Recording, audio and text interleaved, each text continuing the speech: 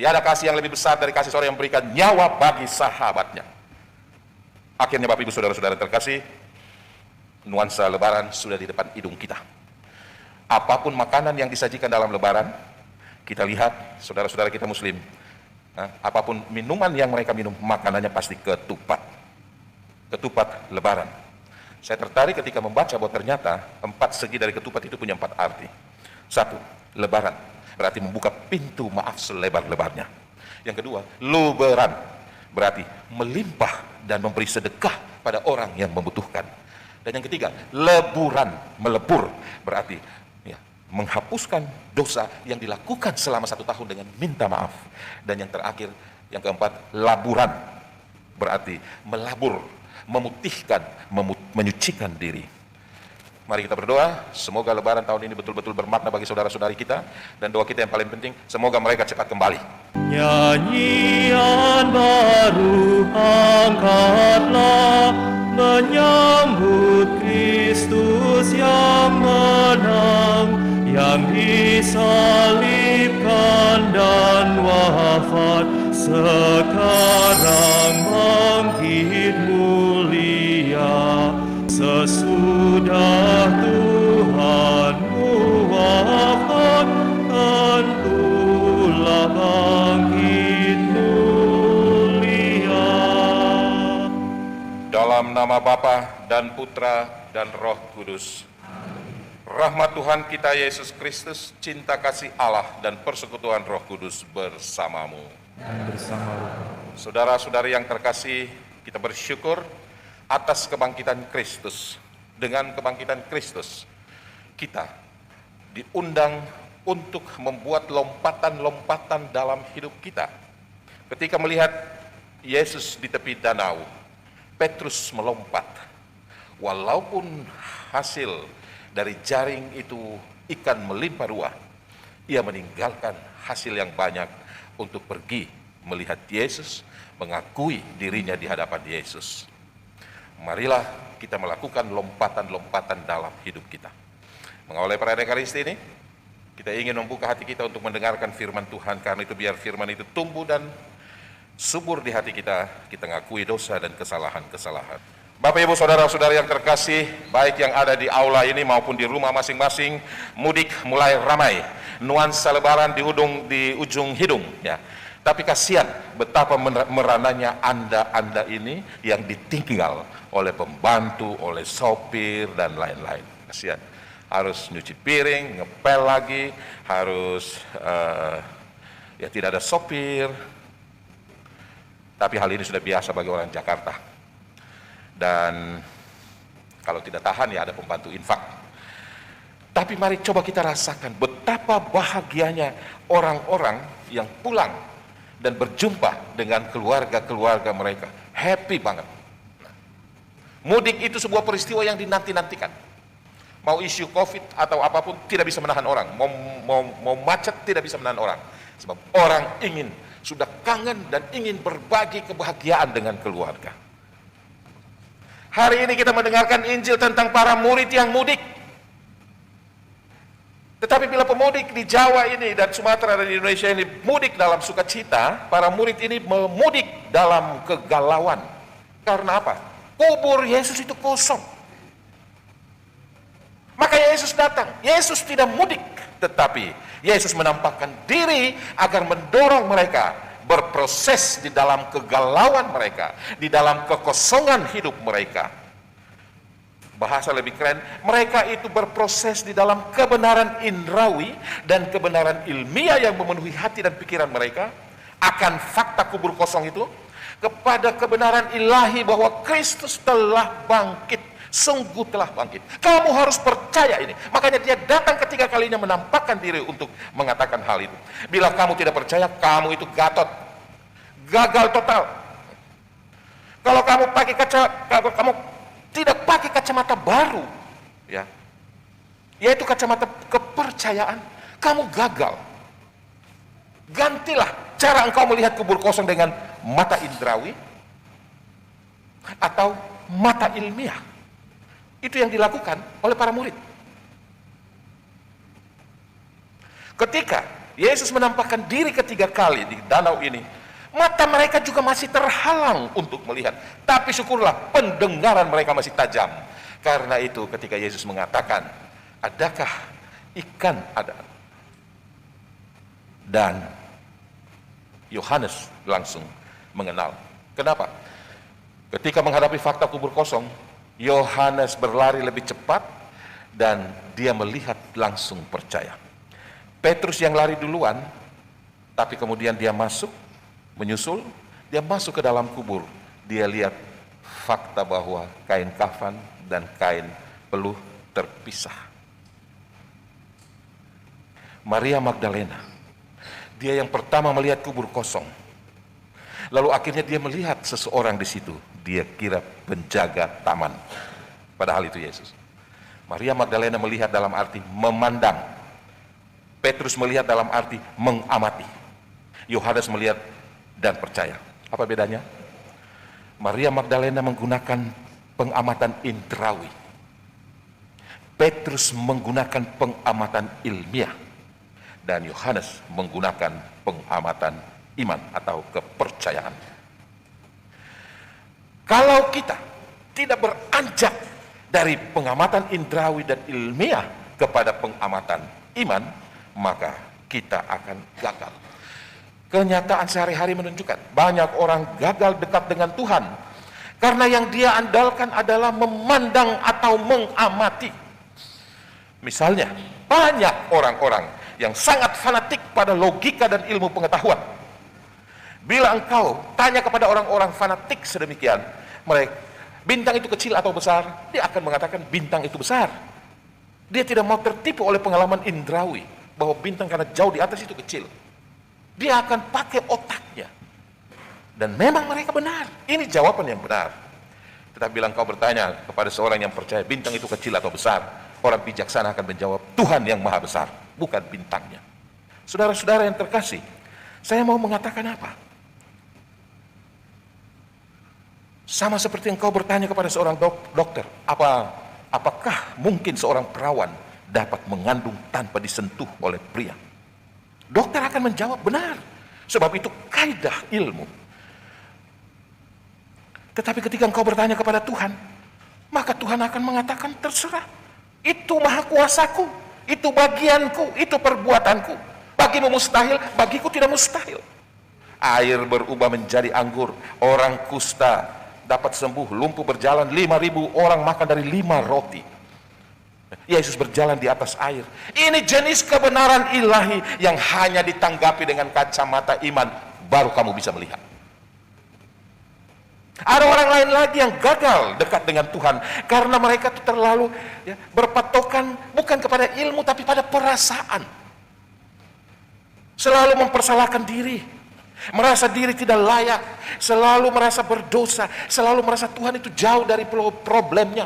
Anda berpikir ini biasa saja, tapi sebenarnya kebangkitan Tuhan tidak bermakna bagi orang yang terus terkungkung dalam problem perasaan semacam begini. Walaupun itu terjadi secara wajar, tetapi jangan berhenti, jangan stuck di situ. Anak-anak zaman now ini bilang ya, harus mager, harus move on. Harus move on. Kalau mager, tidak move on, engkau sama dengan anak kecil ketika ditanya bintang itu kecil atau besar, dia akan mengatakan bintang itu kecil. Karena memang dia hanya menggunakan matanya tanpa menggunakan pikiran dan hatinya. Para murid pernah sampai pada tahap ini. Ketika mereka melihat Tuhan sebagai hantu. Saudara-saudara yang terkasih, maka Tuhan Yesus bilang, aku bukan hantu. Hantu tidak punya daging. Hantu tidak punya tulang. Dalam Injil Lukas disebutkan dengan sangat jelas itu. Maka para murid ini adalah cerita dari kelompok orang yang dekat dengan Tuhan karena mereka move on. Mereka tidak mager di tempatnya. Dalam bahasa Injil hari ini, mereka diwakili oleh Petrus melakukan lompatan. Kenapa ia melompat? Ada 2 alasan Bapak Ibu Saudara-saudari. 1, ia ingin berenang lebih cepat ke tepian untuk menemui Yesus. Ia ingin menyatakan pertobatannya. Karena aku telah menyangkal engkau 3 kali, aku harus meneguhkan cintaku kepadamu 3 kali. Ada penafsir kitab suci yang mengatakan, lompatan ini punya makna kedua yang bagus adalah apa? Status Petrus yang melompat ke level lebih atas. Bukan lagi Petrus sebagai murid, tetapi Petrus sebagai sahabat.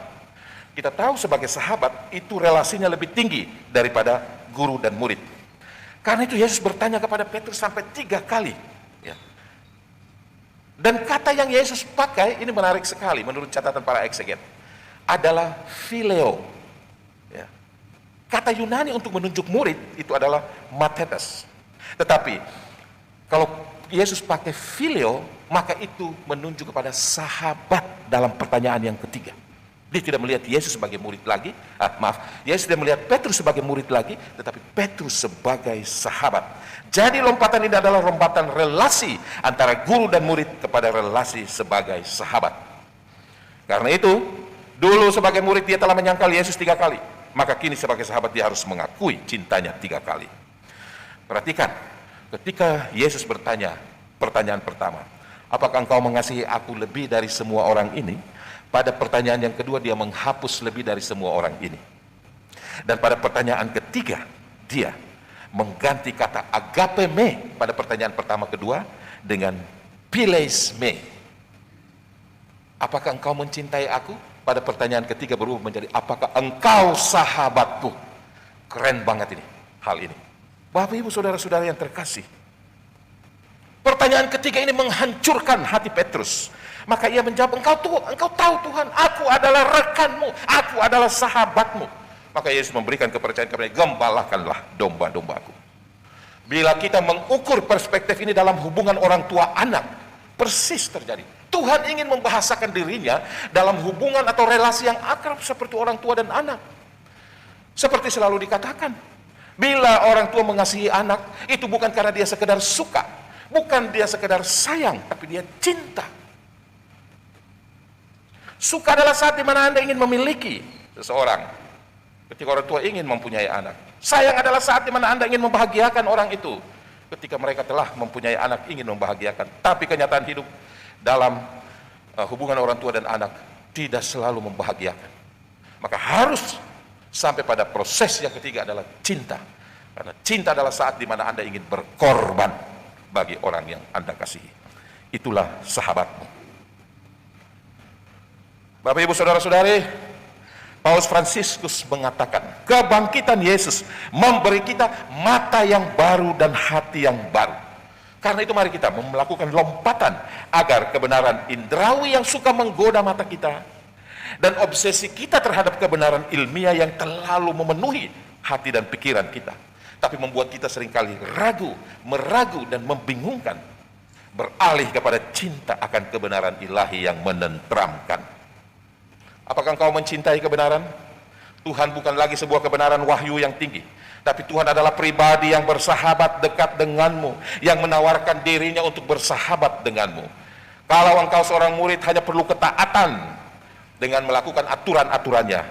Tetapi bila engkau adalah seorang sahabat, ia rela memberikan nyawanya. Karena itu dia mengatakan dalam Yohanes bab 13 ayat 15, tiada kasih yang lebih besar dari kasih seorang yang memberikan nyawa bagi sahabatnya. Akhirnya Bapak Ibu Saudara-saudara terkasih, nuansa lebaran sudah di depan hidung kita. Apapun makanan yang disajikan dalam lebaran, kita lihat saudara-saudara kita muslim, apapun minuman yang mereka minum, makanannya pasti ketupat. Ketupat lebaran. Saya tertarik ketika membaca bahwa ternyata 4 segi dari ketupat itu punya 4 arti. 1, lebaran, berarti membuka pintu maaf selebar-lebarnya. Yang kedua, luberan, berarti melimpah dan memberi sedekah pada orang yang membutuhkan.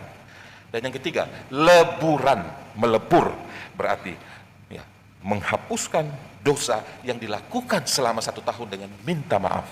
Dan yang terakhir, yang keempat, laburan, berarti melabur, memutihkan, menyucikan diri. Mari kita berdoa, semoga lebaran tahun ini betul-betul bermakna bagi saudara-saudari kita. Dan doa kita yang paling penting, semoga mereka cepat kembali. Semoga demikian, amin. Marilah mewartakan misteri iman kita. Setiap kali kami makan roti ini,